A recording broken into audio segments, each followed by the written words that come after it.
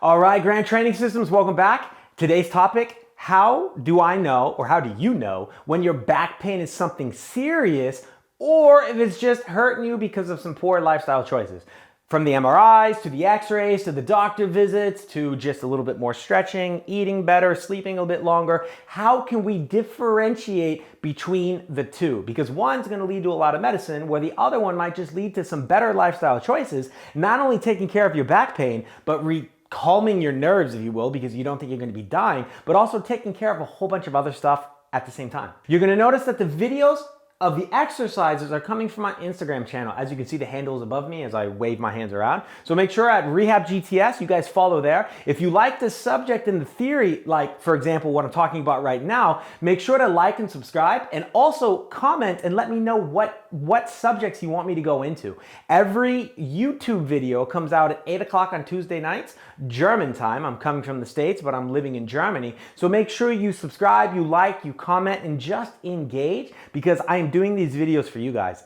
And if you want to become bulletproof and unbreakable and just feel fantastic, check the link below, because I have a very cool free online course where you can start to learn the basics behind my practice and what you can do at home with a glass of wine in your hand if you want to become pain-free and stay pain-free and understand how in the world you got that way. That's the most important part. So without further ado, let's get this bad boy started.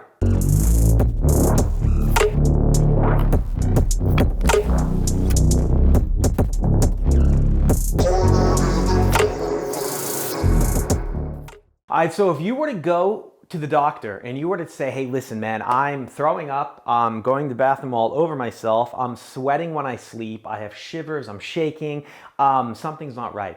Many of the doctors would probably say, okay, well, have you stopped anything in the last week or so? And if you said, yeah, you know what I did?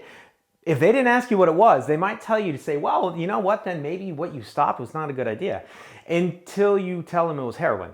Well, the minute he tells you that you tell him that you stopped heroin, he's going to realize that the shivering, the shaking, the throwing up, all of those withdrawal effects are actually totally okay. So what is the point of that? The point of that is that we need to look at our back pain in this case within context of exactly what's going on. Because if you're stretching, if you're changing the way that you're moving, if you're starting to go to the gym, if you've gotten rid of a pair of terrible Nike Air Maxes and now you have something like a Vivo barefoot and your foot is flat, then maybe these changes are starting to shift your body in a different way.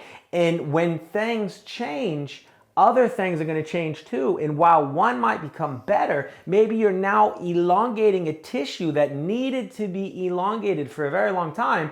Therefore, it is a little painful. And that is why this topic, for me, when our back pain is serious or not, is very important. Because if we take the pain out of context, we can believe it's something very serious. And when it is out of context, if we go to that doctor and we speak to that allied health professional, they might not understand what's going on. So their first thing that they're going to want to do is give us some type of medicine in order to decrease the inflammation, which is actually in return just going to affect our gut microbiome, which is basically our immune system and our ability to naturally deal with this natural pain, if you want to call it that, this process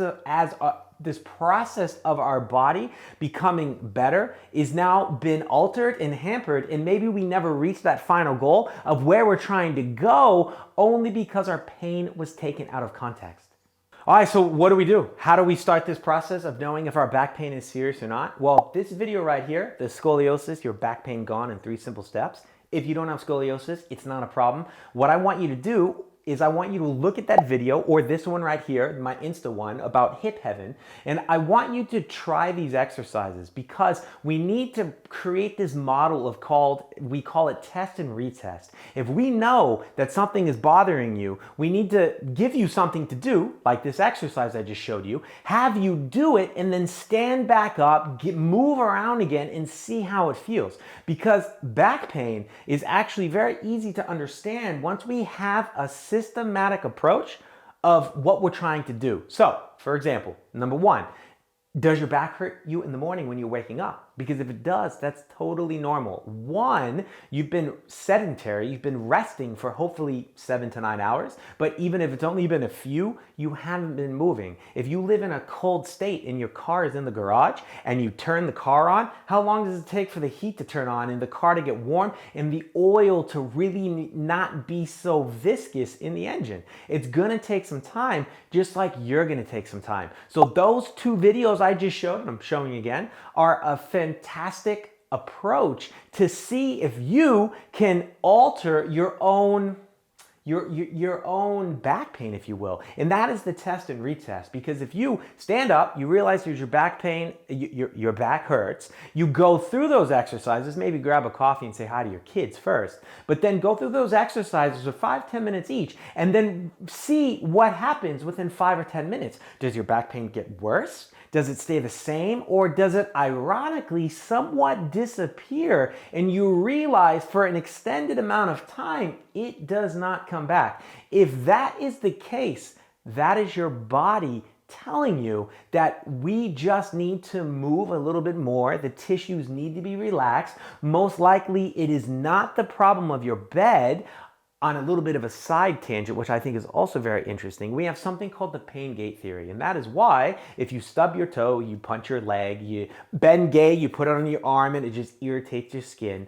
The pain gate theory is this idea that our brain can only take one pain, if you will, or sensation at a time. So what happens when we're moving? We're walking throughout the day, our back might hurt, the sensation's going to the brain of the back pain, but what are we doing? We are moving. We're walking. Hopefully you're not walking like this. It's a bit weird, but you're moving. So what happens when you lie in your bed? You stop moving. So if you stop moving, remember how I said the pain gate theory? So both sensations go to your brain. They block each other out. That is the gate of the pain gate theory. Well, if you stop moving and you just lay there and finally relax, what's going to happen? That movement sensation is going to stop, and the only thing going directly into your brain is the pain. So I always joke and say I should invest in mattress companies because everybody's blaming their mattress for everything. If your mattress is a piece of shit, replace it. That's fine. But mine's a 75-euro mattress that I got from IKEA, and I do have scoliosis, and it works just fine. So maybe it's the mattress.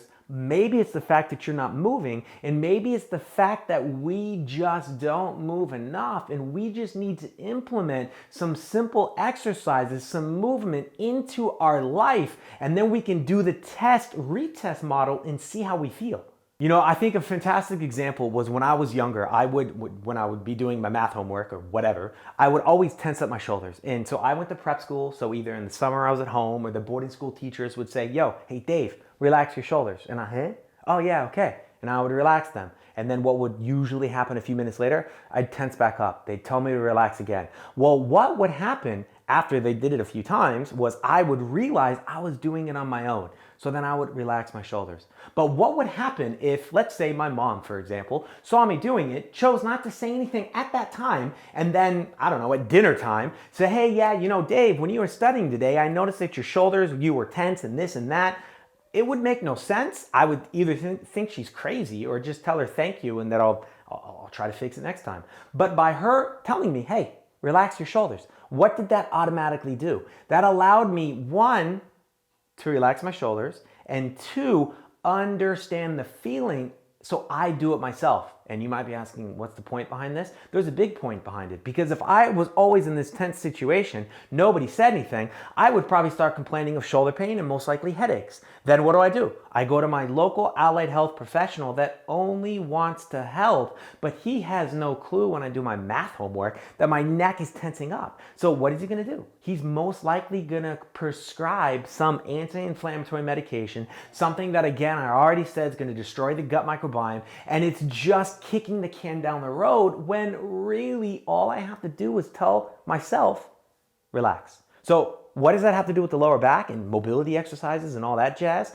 A lot, actually, because what happens is when you wake up in the morning and your back is tight because you haven't been moving and the blood is just not really pumped into those muscles yet, Your back wants to stay very tight, and what you can do is through those exercises. Remember how I told you my mom and my teacher would tap me and I would relax my shoulders? That's what the mobility exercise is going to do to your lower back and hips. So if you go through those exercises and you start feeling better, then that is a fantastic sign that maybe your lower back pain, no matter how bad it is not something on the serious end. Now, of course, go to your local allied health professional, ask him, speak with him, tell him what's going on, but listen to the answer. And if you feel that the answer doesn't make sense, then trust yourself. Now, if he wants to do an X-ray or an MRI, or he wants to rule out cancer or a tumor, let him do it. But really, you need to trust yourself, do the test and retest model, and if you realize that it's getting better through your direction, thank the doctor for his advice. Find one that understands our approach, and then you will realize that it's much easier to, one, become pain-free, two, stay pain-free, and three, get the education, knowledge, and tools you need to understand how in the world you got that way.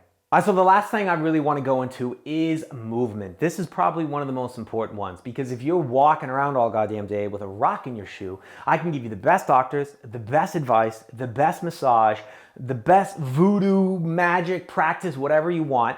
Side note, if you hear snoring, that's my dog right there, a little pug, so she's always snoring. But I can give you all that stuff that you want, and it's not gonna make a difference because you've got a rock in your shoe. So really, the best advice would be telling you to sit down, take a break, take your shoe off, dump the rock, put your shoe back on, and then I can do all that stuff I spoke about before. It's the same thing with movement. So from squatting to deadlifting to clean and jerk, all these things that nobody thinks they do, you guys are doing them all the time. You're lunging when you walk, you're deadlifting when you pick something up, when you're sitting and standing or squatting, when grandma lifts her kid above her shoulders, she's doing a clean and jerk. These are all very basic movements and very important. So if you see this video right here, that will teach you how to squat. I'm gonna throw a couple extra ones in here just to kind of teach you guys how to move. Feel free to click on the links below in the bio if you think this stuff is very interesting. Obviously, I'm super passionate about it, but the more you start learning about movement and how you can fix it, the easier it becomes to, one, stay pain-free, and two, like I said, you actually get that rock, that stone out of your shoe versus just taking a bunch of ibuprofen and seeing all these professionals paying lots of money just so they somehow, I don't know, numb your heel so you don't feel the rock. The rock is still there. All right, and that little tip I told you about at the end, God damn it, sleep. I think it's 1 out of 14,000 people can sleep, 6 hours or less, and not, what I know I'm doing my head now, and not have a negative side effect. Is that how you would say it? So every year during daylight savings, we have a 21% increase in heart attacks. The day after, how do I say this? We have a 24% increase in heart attacks in America the next day in the hospital when we lose an hour due to daylight savings. Ironically enough, when we gain 1 hour back, we have 21% less reported in the hospitals of heart attacks. So 24% increase, 21% decrease with an hour of sleep. So that little tip bonus thing I was going to tell you at the end is, if you think you're going to wake up early in the morning and crush that day by starting in the gym and you got to bed late, don't go to the gym. Yes, ladies and gentlemen, you heard me correctly. Don't sleep. God damn it. Not only will you actually eat about 300 less calories a day of complete bullshit, but you will feel better, you will be better, and unless you're one of those 14,000 people that think they can sleep, that can sleep 6 hours or less and not be negatively affected by it, you are not. So the beautiful tip is, don't wake up, don't go to the gym, and sleep. If you want to go to the gym, plan your evening accordingly and get to bed early so you get minimum 7 hours. And I would even suggest trying your mobility before you go to sleep. Light a candle, have some nice light, get the blue light away, get those horrible fluorescent lights out, get some nice light that's proven to kind of calm the nervous system. I love candlelight. I think that flicker of the candle really seems to do something special. Have that. Stay away from the wine because we know alcohol will interfere with sleep. Have some tea, relax, don't drink too much because then you got to pee in the middle of the night, and sleep. If you miss the 7 hours, don't even make it worse by waking up and going to the gym, because as much as you think you're helping your body, science is against it. you're not. All right, so that was it. I hope it made sense. Drop your comments below. Let me know what you think, if you liked it, if you didn't like it, if you have questions, if you want me to talk about something else. And God damn it, if you did like it, please subscribe. Hit that damn bell. Remember, YouTube, I gotta remember myself, YouTube, every Tuesday, 8 o'clock CET time. That's German time because I'm outside Stuttgart. My IGTV videos are every Friday. My podcast, listen to this, The G-Spot with David Grant. My dog's name is Gucci. My last name is Grant. That was The G-Spot. Podcast, G-Spot, new release every other Thursday right now. So first Thursday of the week, first Thursday of the week, first Thursday of the month, last Thursday of the month, and my normal Instagram posts on Monday and Wednesday. So if that is not a lot of information for you, the last one is gtsgermany.com. Click the goddamn link below. Get started on your free course to become unbreakable, or look at one of the paid ones that still have free entries. One of them is 30 days long. You're a smaller Unbreakable series and this and that. This is for your back and your shoulders and all that jazz. Also has a 10-day free trial. So guys, the options, and girls in non-binary, sorry, the options are there. Take the knowledge, take the power back, empower yourself, fix your shit, and be pain-free. It's not that hard. I'm 38 years old, and I'm more pain-free than I was now when I was like 15. So it's not possible, it's not impossible. So get it done, subscribe to the channel, let me know what you think, and God damn it, I'm out of here.